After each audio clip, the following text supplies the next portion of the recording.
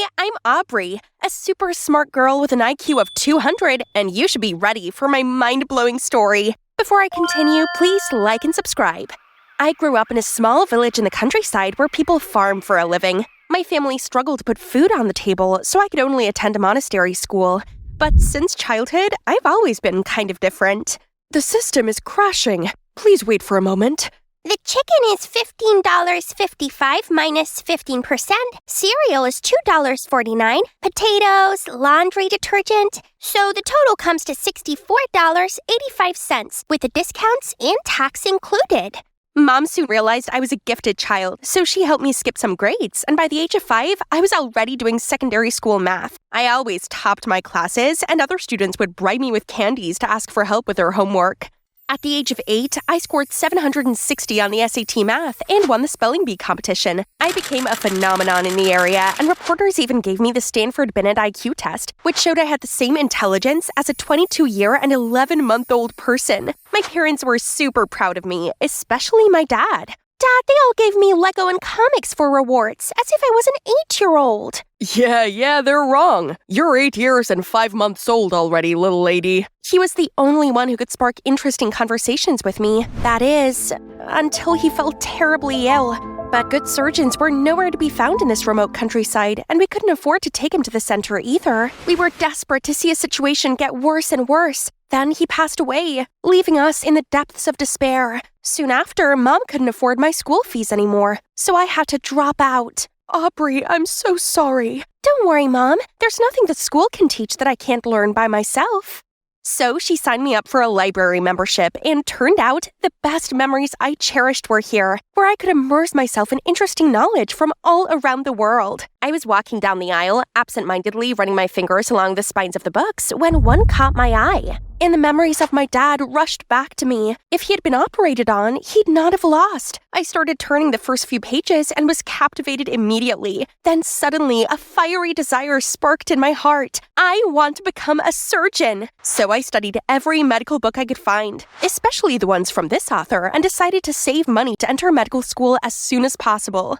To get closer to my dream, I moved out to the city and applied for a job at a coffee shop right next to the medical school. Only... You've broken 10 plates this week already. Are you trying to break a record? Come on, boss, it's just some plates. Not like I burned the whole shop or something. This will be deducted from your salary. Repeat this and you'll be fired. Okay, that's my fault, but I knew he wouldn't fire me. There's no one else who could memorize so many orders all at once, even Diner Dash Master. Later, I was going to serve a group of students when I heard they were discussing an emergency case. We have to remove that blood clot in segment 4 of the liver and flush the left lobe. Definitely have to start at the middle hepatic vein. Is this dude serious? Absolutely not. A less intrusive cut would be along the falciform ligament to allow access to segment 3. Everyone fell silent and looked at me like I was an alien. Suddenly, the middle-aged man among them stood up. Nice work, young lady. Your method is much more efficient than my student's answer. Which class are you in? Oh, I'm not a medical student, but I aspire to be one day. The man asked me to sit down and continued asking me other medical questions, and I answered them all with ease. My adrenaline was rushing. Since my dad passed away, I hadn't had such an interesting discussion. Then, a few days later, the man came back and revealed that he was Dr. Sean Lewis and the principal of the medical school. OMG, you're my favorite author! I admire you so much! Thank you, young lady. Anyway, I came here today with an offer. I was impressed by the knowledge you have in the medical field, and I think you deserve a full expense scholarship to the most prestigious medical school. Can someone pinch me now? This was truly a blessing from heaven that I would definitely not let slip away. Here comes my first day. I went to school extra early to explore as much of the campus as possible. This place was so much bigger and better equipped than my old school. I was looking around the hallway to find my class when someone bumped into me. Oh, isn't it the gave the wrong answer guy at the cafe? He just coldly said sorry and hastily headed to the class over there. 412? It's my class too. I learned that he was Henry, the top student of the class. But obviously, he wasn't that good. They'll see. All the theoretical classes didn't make me break a sweat, and I even spotted some mistakes made by the professors. When lunch rolled around, I went to the cafeteria, approaching the first group that caught my eye, and they seemed to be friendly. Want some of my fries? Potato fries contain a high amount of trans fat, which is associated with type 2 diabetes, heart disease, and obesity. One day you'll have a stroke, and then you'll know why. Thank me later. They all pouted and left right away. Did I say something wrong? Right then, a nice girl came to me. I'm Laura. Mind if I sit? Sure. Then she told me she was isolated too, just because she wasn't as smart as the other students here. Why are they so mean? Hey, why you gotta be bothered by those toxic people? Do they give you a penny for your thoughts? It's not about how many friends you make. It's about finding one that knows your worth. You're right. I'm Aubrey, by the way. I know, I was in the same class with you this morning. And the way you argue with our professor? Wow, that's impressive. Laura and I quickly became friends. It's great to have her around who could truly see my brilliance and always encouraged me to express myself. Today came a big event. A conference was held by none other than Dr. Lewis. But little did I know that this event would become a battleground between Henry and I. Determined to impress Dr. Lewis, I eagerly raised my hand at every opportunity to answer his inquiries. Each time I did, Henry would swiftly raise his hand as well, competing for Dr. Lewis's attention. We argued back and forth, neither backing down until the end of the conference. After that, Dr. Lewis announced that there was one slot available in his upcoming research project, which would go to the top student of this term. The room buzzed with excitement and anticipation. My heart skipped a beat, for working with Dr. Lewis had been a lifelong dream. However, other students started cheering Henry's name. Jeez, I swore I would beat his butt off and show them who deserved it. Time to prove that I was not only unmatched in theory, but also in practice. I was the very first one to finish stitching up the incision. But as I reached for my gauze, I couldn't find it anywhere. It must be around here, I swear. Oh no, I left it inside the dummy. Okay, this time must be better. How hard could it be to use this defibrillator? But then I accidentally touched the metal pad and got shocked and fell backward.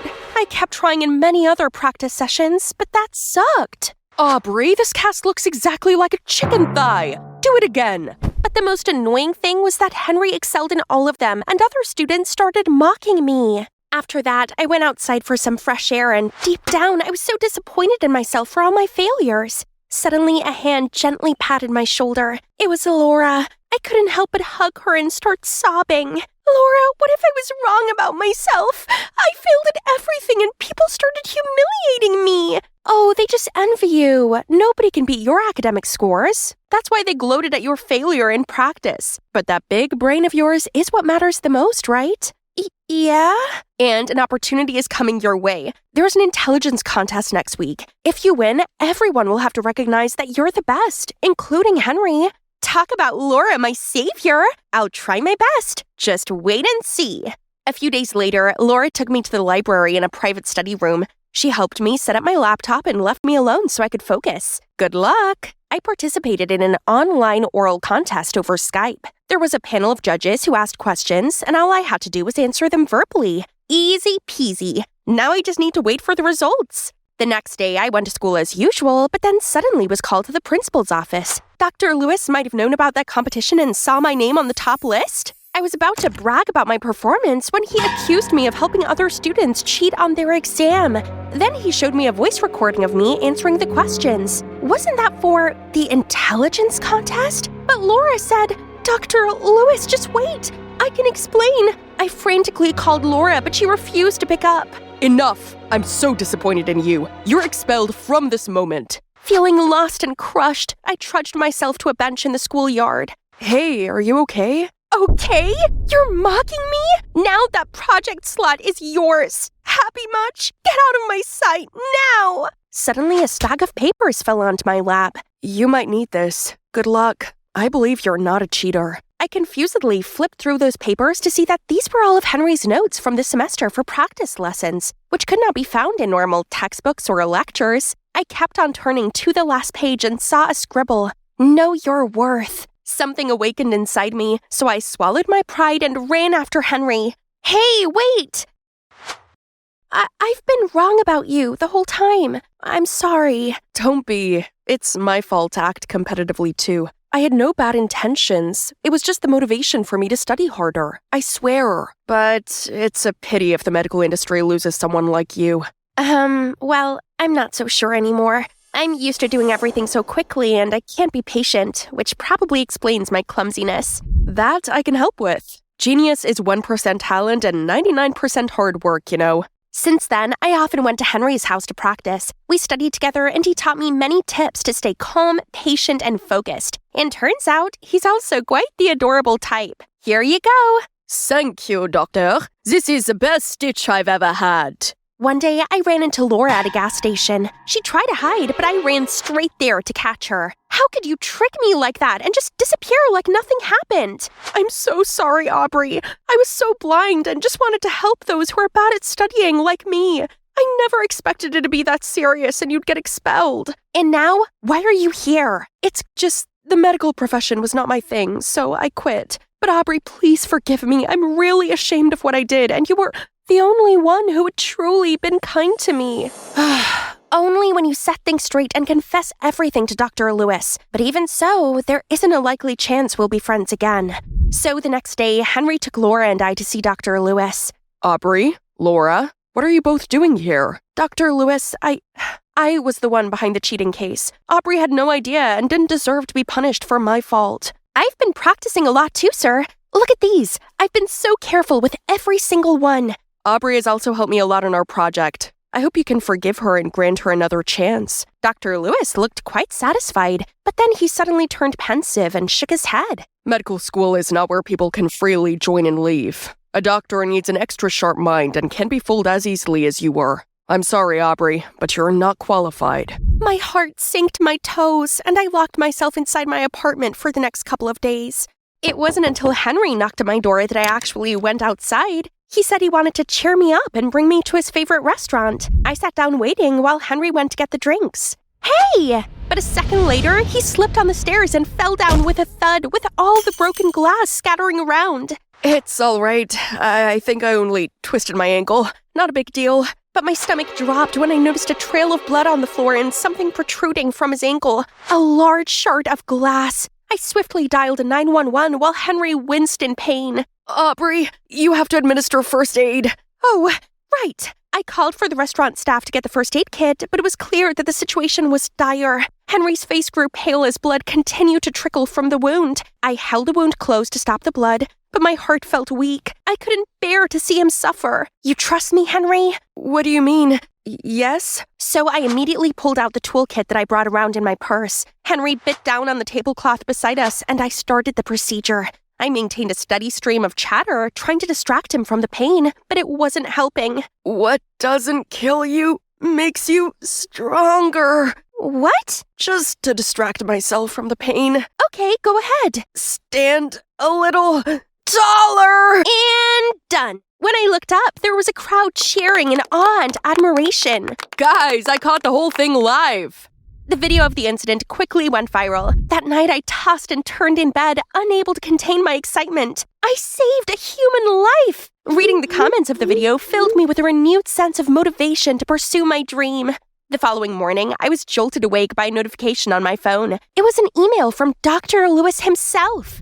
I headed to Dr. Lewis's office, and to my surprise, he told me he saw the video and gently said, Aubrey, I was once like you, arrogant and overly reliant on my natural intelligence. Then, a mistaken surgery left me with regret that I will carry with me for the rest of my life. However, after watching the video, I'm glad that you changed. I saw your humility and eagerness to learn, so I'll give you another chance. So, here I am. You have no idea how much I missed this hallway. Welcome back. How's your ankle doing? Much better, thanks to you. How about a celebration dinner tonight? Sounds great, but promise you won't need me to operate on you again. I was scared to death. Ahead of me still lay a long road, but I believe the day I become a skilled surgeon is closer than ever. And soon I can perform more life-saving surgeries for the less fortunate. Dad, I will make you proud.